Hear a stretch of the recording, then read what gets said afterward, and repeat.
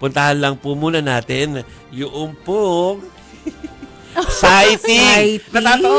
Actually, hindi tao natutuwa ako nung nakita natin siya kasi nag-aalala na tayo. Nasa na ba talaga si Senator Bato, di ba? Ilang linggo na, isang buwan na ba? Oo, Parang isang buwan na. Matagal na. Oo, or baka more than. Hindi, at saka, di ba sabi nga natin, suki natin dito si Senator Bato. Oo. Pag tumatawag tayo, sumasagot yan for Sumasagot. interview. Pero ngayon, medyo nahihirapan tayo. Correct. So, kaya target natin yung kausap niya kanina kasi para malaman natin yung pinag-usapan sana. Pero anyway, kasunod nga po ng ilang linggong pag-absent po doon sa may Senado at maging sa Bicameral Conference Committee hearings po o yung pagtalakay sa budget, ibinahagi sa social media ang ilang kuha ayun, Chiki, nakita mo ba na talagang nakasalampak sa pader? Yes, oo. Ang ilang kuha lang po yan ng pag-uusap ni Senador Bato de la Rosa at ang kanya pong abogado. Sa post si Attorney Israelito Torion, pinayuhan niya po ang senador na mag-ingat dahil maraming umanong humahunting or hinahunting siya. Hindi naman dinetalye ni Torion ang kanilang napag-usapan at kung saang lugar sila nagkita ng kanyang kliyente. Pero meron na po nagsasabi via social media at na-determine kung nasaan yung lugar na iyan. At inulat na rin po ng ilang mga members ng media na sabi, reportedly, ay sa Davao nga po yan. Sa isang mall doon. Pero meron palang tinatanong yung ating mga Senate reporters. Kung yan bang video na ipinapakita ay recycled o bago. Oo, yun yung tanong nila. Kailangan kasi i-prove yung authenticity. Oo, kasi. kailangan i-check. Kasi pala ito, noon palang May 22, nag-post din si Attorney Israelito Torion sa Facebook page niya, same outfit ni Senator Bato. Tapos pag tiningnan mo kasi yung background, mukhang pareho.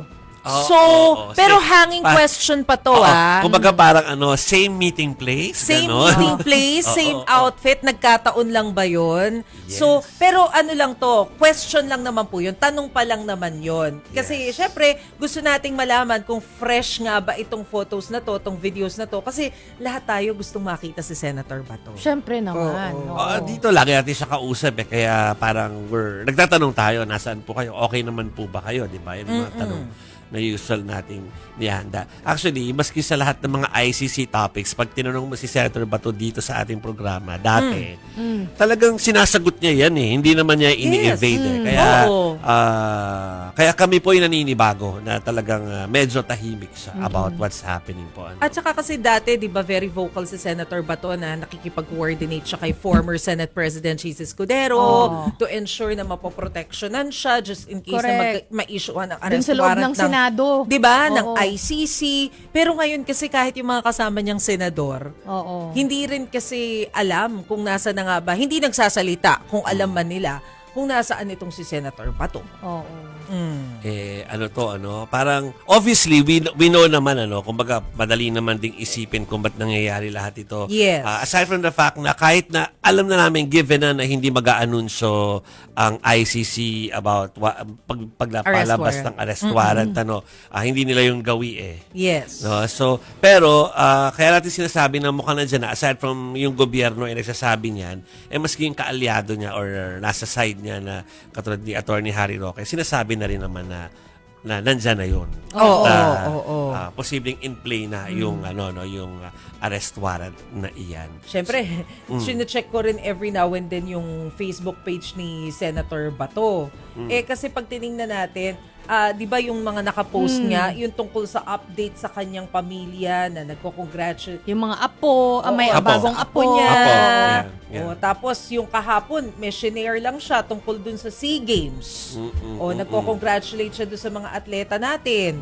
Ganun ang mga post niya At saka, yung pinakahuli siguro, I assume fresh to, na post 5 days ago. Oo, yung kasama baby. Diba yung kasama niya, yung apo niya, na bago. Parang yun na yung pinaka-latest kasi na post niya sa social Puro media. non-political yung post niya. Puro family. Puro family. Very personal. Yes. Okay, so of course, umaasa pa rin tayo. Actually, hindi tayo tumitigil ng kakatawag yung mga staff natin. So, So yan po ha. Let's wait for any update. At saka yung tanong ni Maricel at saka ng ibang reporters mula sa Senado, kailangan sagutin nung naglabas ng litrato. Yung authenticity. Authentic naman kasi talaga naman si Senator Bato yan. Oo. Pero yung kung kailan yan, at Yeah. kung ito ay file pic, nag-post lang ba siya ng file pic to warn him? Oo nga eh. Diba? Posible rin Wala kasi. namang nilagay kasi si Attorney Torion na throwback. Yes.